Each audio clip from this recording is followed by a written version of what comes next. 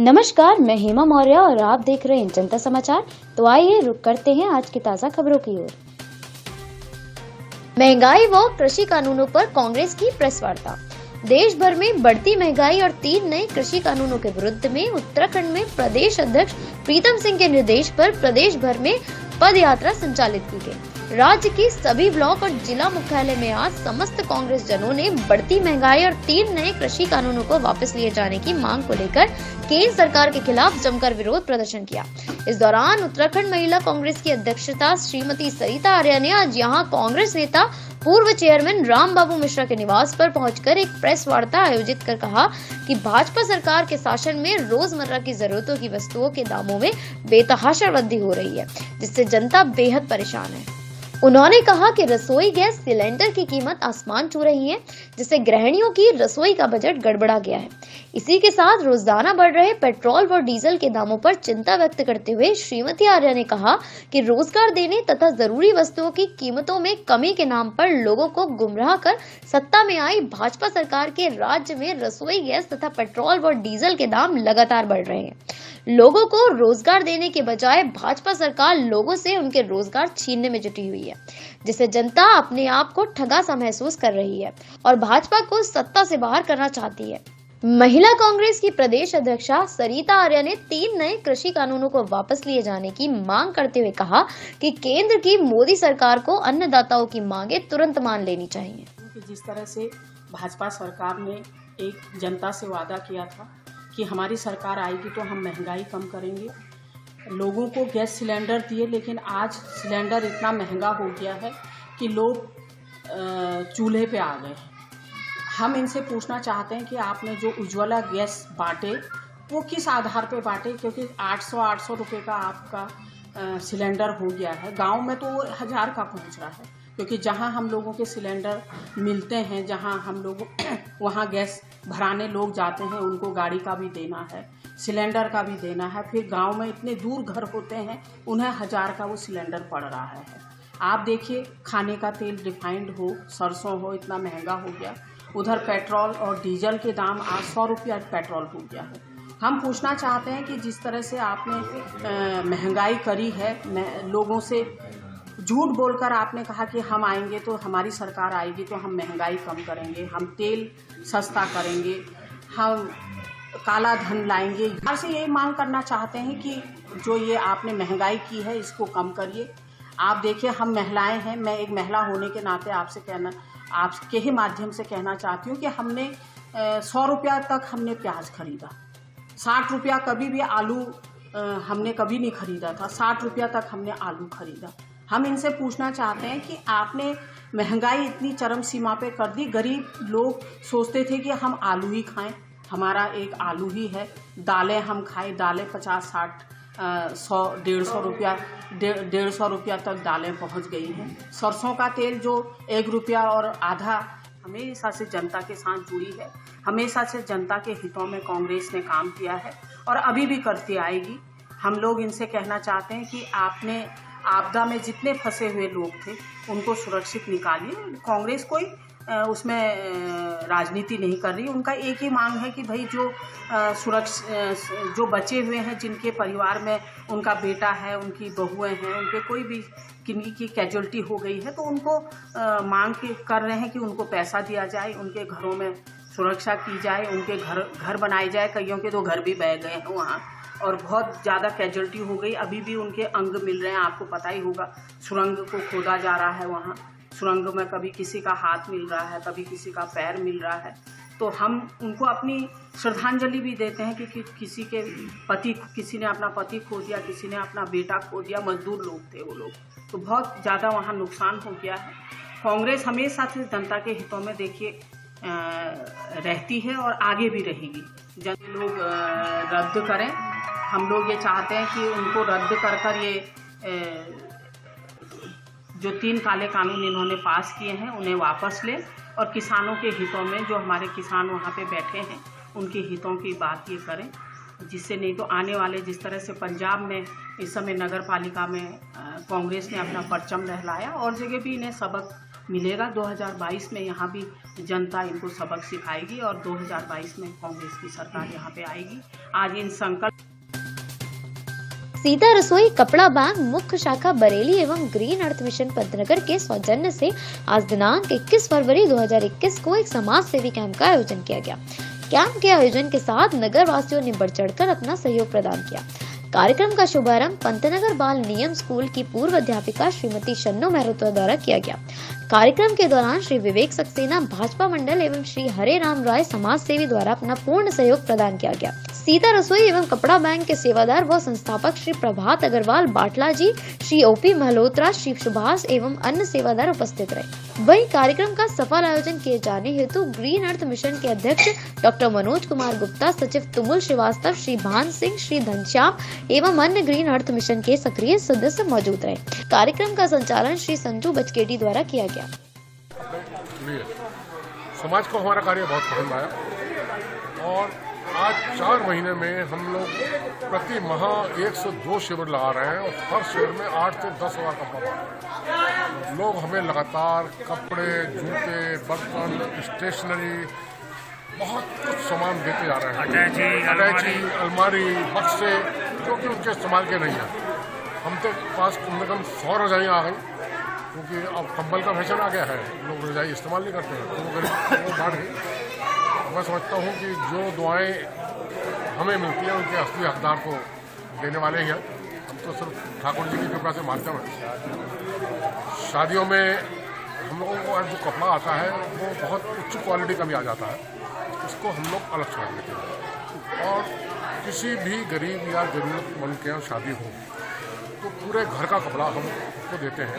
उस कपड़े में अगर हम बता दें कि पुराना है, वैसे उस कपड़े में ये पहचान नहीं की जाती क्योंकि वो पुराना ब्रांडेड बहुत अच्छे कपड़े उनको देते हैं, उनके घर के सब परिवार को देते हैं और दूल्हा या दुल्हन के लिए 10 कपड़े अलग से 5 से 10 देते हैं।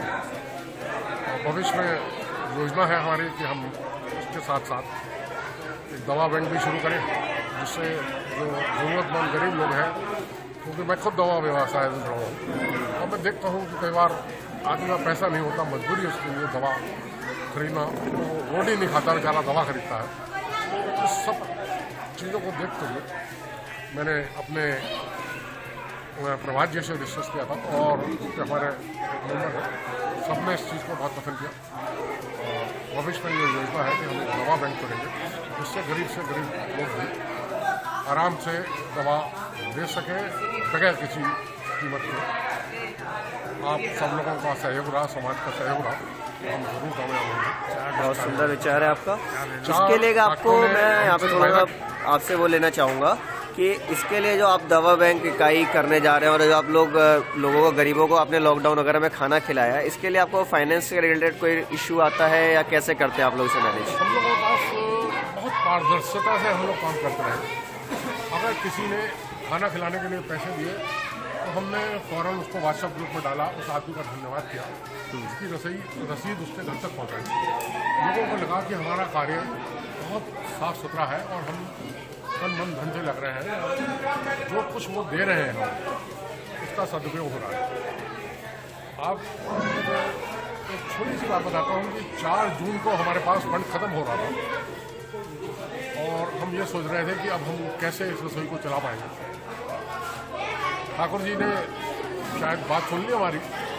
5 जून को हमारे पास बरेली के एक सज्जन 1 लाख रुपया दे के चले गए कि आप बांटिए और ये आखिर नहीं है, आप आखिर तक जब तक चाहिए रसोई चलाएं। बहुत दानी है, क्योंकि ये समझते हैं कि हमारा पैसा सही जगह जा रहा है और वो दान करते हैं। प्रभात जी अपने आप में बहुत सक्षम है और अगर कभी भी वो हिसाब इस बात का नहीं लेते कि मेरी जेब से क्या खर्च हो रहा है, कभी भी कभी समाज के काफ़ी लोग आते हैं और चंदा दे के लोगों ने ये बना लिया है कि किसी का बर्थडे है तो हम उस दिन खाना कराएंगे, किसी का मैरिज एनिवर्सरी है, किसी की फादर की पोती या मदर की पोती, उस दिन वो खाना बांटते हैं और बहुत कम कीमत पे। ये 5,000 रुपये में 600-700 आदमी भोजन कर ले तो इससे सस्ता खाना कहीं नहीं मिलेगा और बेहतरीन के। अच्छा, एक चीज़ हम आपको बताएंगे, जो खाना हम लोग घरों में खाते हैं क्वालिटी हम लोगों ने विशेष तौर से पहले दिन से ये मन बनाया हुआ है कि उससे 19 नहीं खिलाना। जी जी, मेरा अगला क्वेश्चन आपसे यही था कि आप क्वालिटी कैसे मेंटेन करते हैं उसकी। जो हम घर में खाते हैं उससे अच्छा खिलाने की कोशिश करते हैं। हमारे सेवादार सब क्वालिटी पे बैठते हैं, तो हम लोग चेक करते रहते हैं समय समय। बहुत बहुत धन्यवाद आपका, आप लोग निस्वार्थ भाव से सेवा कर रहे हैं और हम चाहेंगे कि आप आगे बढ़े। और आप भी ठाकुर जी से प्रार्थना कीजिए कि ये काम एक हलवाई हम लोगों ने इसमें विशेष अपने ही रखा हुआ है। सीता रसोई का एक परमानेंट हलवाई है और बहुत ही मतलब स्वादिष्ट भोजन बनाता है। कई बार तो ऐसा होता है घर के खाने से ज़्यादा स्वादिष्ट वो लगता है, घर के खाने वो स्वाद नहीं आता। जी जी जी, उसके हाथ का हर समय हाजिर है। सुबह 4 बजे बुला लीजिए, लॉकडाउन के पीरियड में बराबर 4 बजे, सुबह 5 बजे लगातार आया वो, कोई एक दिन भी नागा नहीं हुआ कि हाँ तो खानों में बहुत बांटा। जो लोग उस समय दिल्ली वगैरह से पैदल पुलिस के सिपाहियों को। अभी जैसा आप लोगों ने बताया कि आप लोग शादी भी करा रहे हैं गरीब बच्चों की, लड़कियों की, तो उसमें आप लोग कैसे चिन्हित कर पाते हैं कि हाँ ये वाकई में ज़रूरतमंद वो है?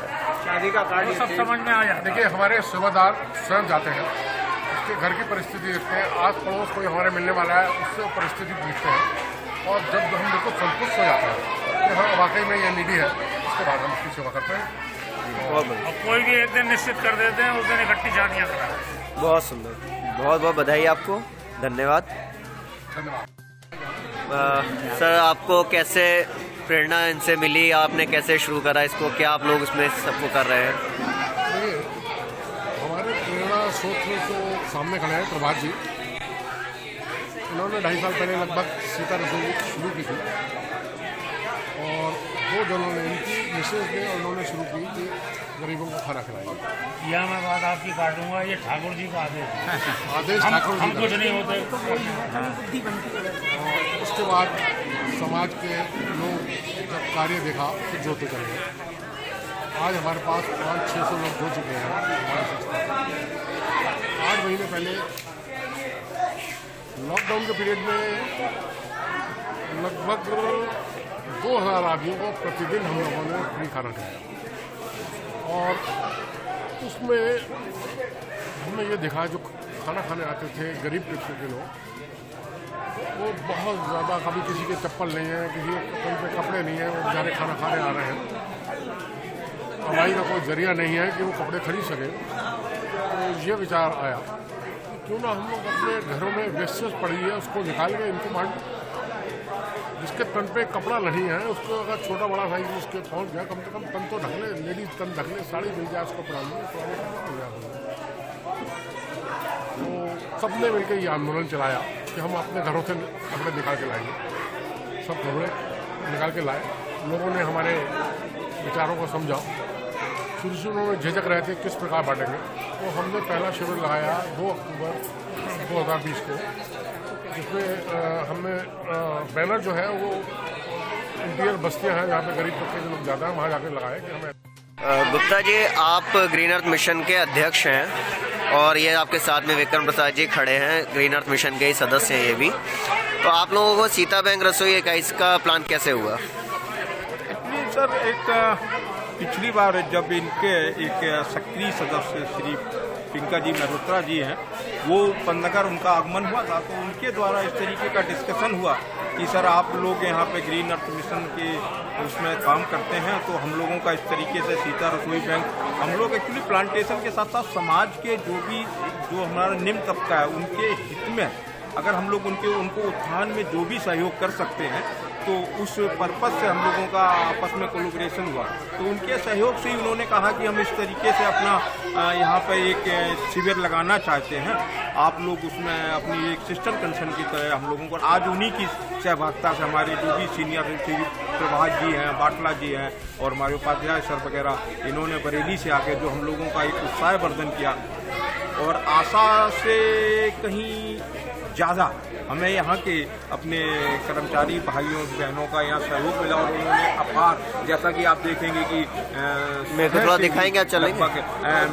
मैं दिखाना चाहूँगा सर आपको कि अभी बहुत सारा सामान हम लोगों बांटने के बाद भी अभी भी हमारे पास इतना सारा भाई बहनों ने इतना संग्रह कराया है कि अभी हम इसको, जैसे कल हमारे यहाँ बैनी में एक भाई के यहाँ कर्मचारी के यहाँ आदमी जिनके द्वारा उनका झोपड़ी पूरी ज्वलनशील हो गई है, उनके यहाँ कुछ नहीं बचा है। तो अब हम लोग यहाँ से भी कुछ सामान निकाल के अभी उनके यहाँ पहुँचवाने का पूरा काम करेंगे। और ये हमारी जो सामग्री है निरंतर हम लोग आगे इसको गरीबों में बांटने का भी सहयोग करेंगे। और आगे जैसा कि इन्होंने कहा कि इनका 5 रुपये में बरेली में एक भोजन का भी कार्यक्रम है, तो हम लोग यहाँ से जो भी समाज के अपने भाई बहनों के सहयोग मिलेगा और उनके सहयोग से इस काम को आगे बढ़ाएंगे। तो एक समाज के गरीब निम्न वर्गों के लिए बहुत ही उत्तम काम है कि बच्चे बैठ के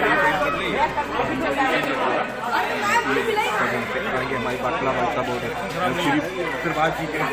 हाँ, अभी मैंने अभी आपसे रसोई प्रभात जी का बहुत धन्यवाद करना चाहूँगा कि उन्होंने हम लोगों को भी इस कार्यक्रम में जोड़ा और हम लोग इस तरीके से इस कार्यक्रम के लिए अपना पूर्ण सहयोग करेंगे। धन्यवाद। पिछले वर्ष 19 शादियाँ इसी सीता रसोई के माध्यम से हुई थी। इस साल 25 शादियों का हम लोगों ने मनाया, जिसमें भरपूर गृहस्थी का सामान रसोई की तरफ से दिया जाए। और इसके बारे में आपका भविष्य में क्या प्लानिंग है? आप कहाँ इसको करना चाह रहे हैं, कैसे करना चाह रहे हैं?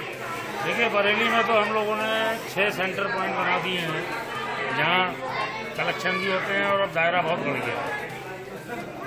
अब पंतनगर हम आए हैं, पंतनगर में लोग इस संस्था में अपनी संस्था चला रहे हैं और काफ़ी अच्छे लोग जुड़े हुए हैं।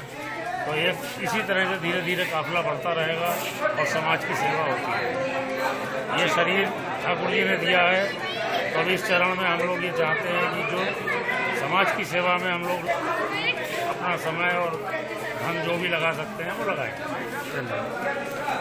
अधिक जानकारी के लिए देखते रहें जनता समाचार। अगर आप हमारे न्यूज चैनल को सोशल मीडिया के फेसबुक पेज पर देख रहे हैं तो इसे लाइक करें, और अगर यूट्यूब चैनल पर देख रहे हैं तो आज ही हमारा चैनल सब्सक्राइब करें व बेल आइकन दबाएं। धन्यवाद।